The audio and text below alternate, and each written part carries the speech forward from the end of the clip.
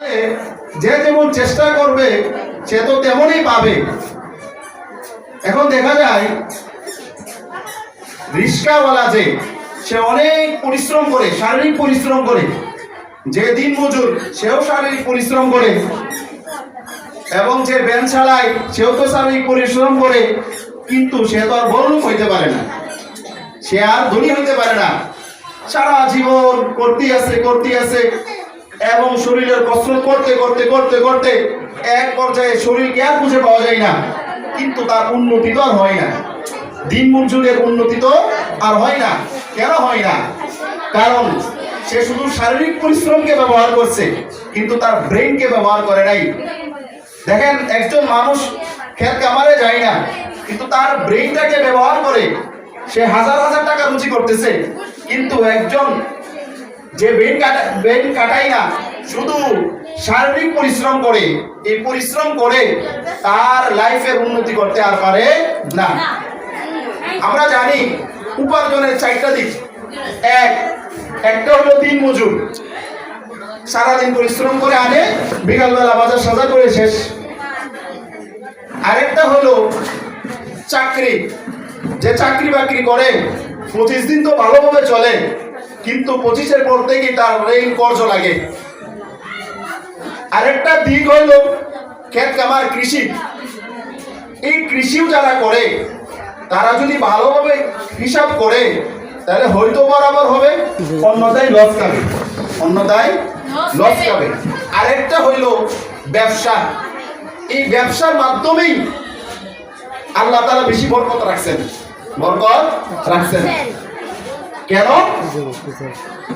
কেন ব্যবসার মধ্যে বরকত রাখছেন? এই ব্যাপারে অনেক আলোচনা আছে, যারা ওয়াজিন তাদের কাছ থেকে শুনে নেবেন। যে আমি বলছিলাম চেষ্টা করলেই আল্লাহ তাআলা বলেন সফলতা, কিন্তু মানুষ চেষ্টা করে সফল হইতে পারে না। কেন? যেহেতু মহিলা মাদ্রাসা এই জলসার আয়োজন করেছে, এই জন্য আমি বলতে চাই যে ছাত্র এবং ছাত্রীরা পড়ালেখা ঠিক করে, সারাদিন সারা রাত পড়ালেখা করতেই থাকে, হাড় ভাঙা পরিশ্রম, কিন্তু তাদের ফল আসে জিরো। সে ভাবে যে আমি তো ভালো করেই পড়তেছি, কিতাব শুরু থেকে নিয়ে শেষ পর্যন্ত পড়ে ফেলছি, কয়েকটা রিভিশন দিয়েছি, কিন্তু আমার রেজাল্ট ভালো হয় না কেন, আমার পড়ালেখা এক থাকে না কেন?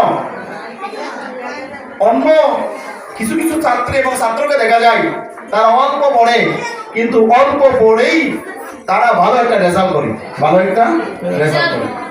কেন করে? কারণ সে মাথাটা কাটাই।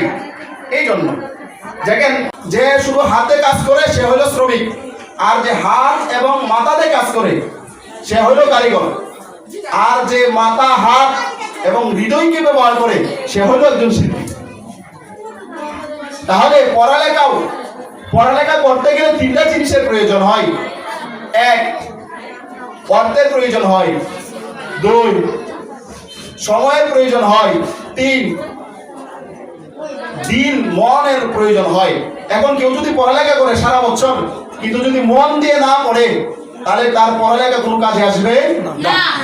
এখন কেউ যদি মন দিয়ে পড়ে, কিন্তু অল্প পড়ে, কিন্তু সময় দিতে পারে না, এই জন্য সেও ভালোভাবে পড়ালেখা করতে পারে না। আরেকটা হলো যে কারো যদি আর্থিক সমস্যা থাকে, ভালো প্রতিষ্ঠানে পড়ালেখার ইচ্ছা থাকলেও সে ভালো প্রতিষ্ঠানে ভর্তি হইতে পারে না, লাভ হইতে পারে না। কারণ কি? তার আর্থিক সমস্যা। তাহলে এই যে কিভাবে পড়লে, সময় তো একই।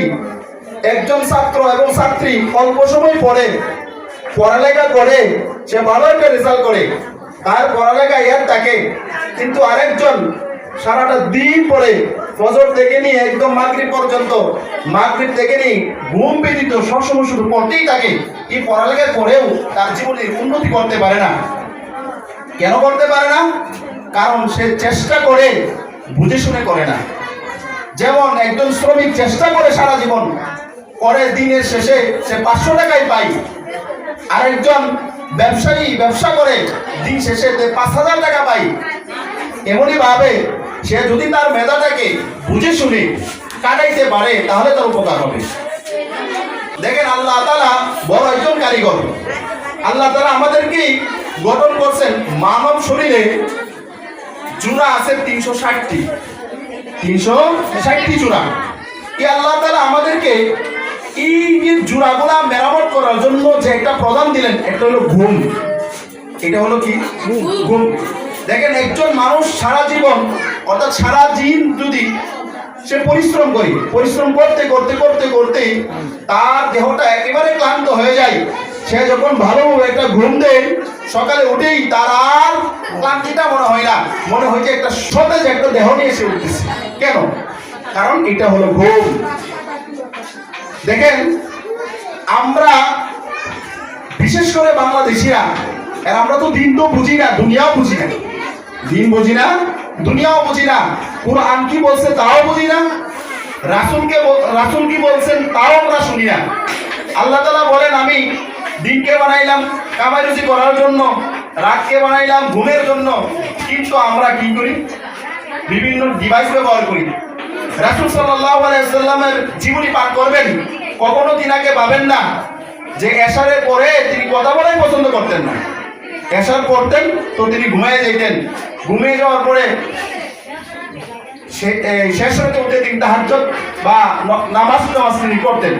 তাহলে আমরা কি করি?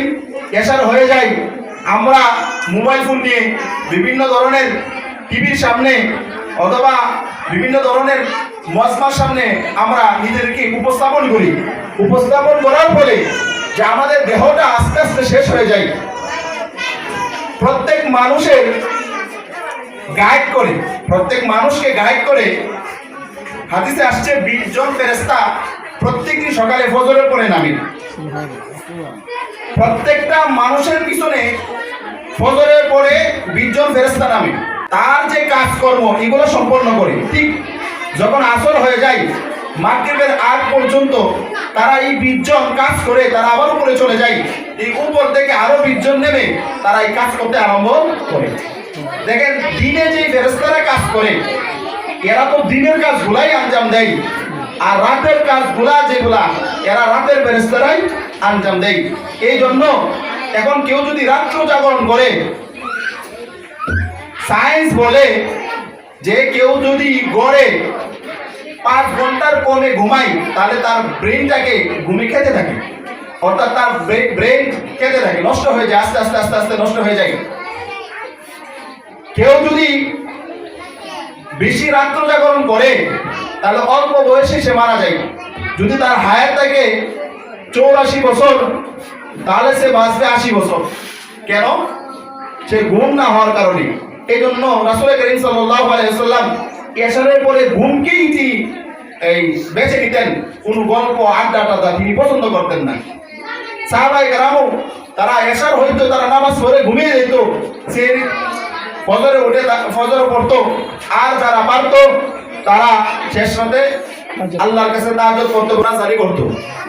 তাহলে এই আমাদের ব্রেন যে আল্লাহ তাআলা বানাইলেন, এর মধ্যে বৈজ্ঞানিক ব্যাখ্যায় বলে আমাদের মাথার ভিতরে একটা আছে হাইপোথ্যালামাস নামের একটা ক্লক আছে, মানে ঘড়ি আছে। এই ঘড়িটা 90 মিনিটে একটা সেশন শেষ করে, অর্থাৎ একটা সাইকেল শেষ করে 90 মিনিটে। এটা আল্লাহ তাআলা সেট করে রাখছেন। এখন কেউ যদি তার ঘুম কতটুকু প্রয়োজন, কেউ যদি ভালোভাবে তার পড়াটা আয়ত্ত করতে চায়, তার জন্য তার মেধা যদি ভালোভাবে কাজ করাইতে চায়, এই জন্য তার সর্বনিম্ন ঘুম দরকার 7 থেকে 8 ঘন্টা। সর্বনিম্ন 7 আর মিডিয়াম হলো 8, ঊর্ধ্ব হলো 9 ঘন্টা। কেন? কারণ আল্লাহ তাআলা আমাদের এই যে মাথার মধ্যে একটা ঘড়ি রাখছেন, এই ঘড়িটা 90 মিনিটে একটা সাইকেল হয়, অর্থাৎ ঘুরে ঘুরে আস্তে আস্তে 90 মিনিট যায়। এখন কেউ যদি বলে যে আমি দিনেও ঘুমাই 7 ঘন্টা আর রাতেও যদি ঘুমাই 7 ঘন্টা, তাহলে তো আমাদের 7 ঘন্টা ঘুমিয়ে হইতেছে। কিন্তু না, আল্লাহ তাআলা রাতকে কেন বানাইলেন? দেখেন কেউ যখন 9টার থেকে নিয়ে 4টা পর্যন্ত ঘুমাই তাহলে তার এই 7 ঘন্টা হয়।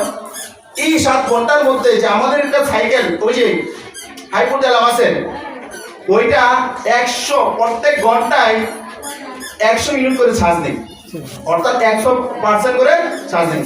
আমাদের যে মোবাইল আছে, এই মোবাইল অনেক চার্জার আছে যে 15 প্রত্যেক মানে 15% বা কেউ আছে 200 এমন ভাবে চার্জার আছে।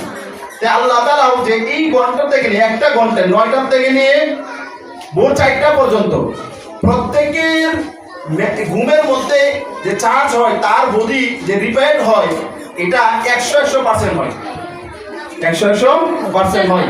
এই যখন সে যখন ওই সময় ঘুমিয়ে যায় এবং ফজর পড়ে তার পড়ালেখা করে অথবা কাজ করে, এই কাজের মধ্যেই যে একটা বরকত এবং ওই পড়াটার মধ্যে যেমনিভাবে এক থাকে অন্য কোনো পড়ায় এমনিভাবে এক থাকে না, এবং এই অল্প সময়ের মাধ্যমে যে কাজ করা যায় সারাদিন এই কাজ করা যায় না।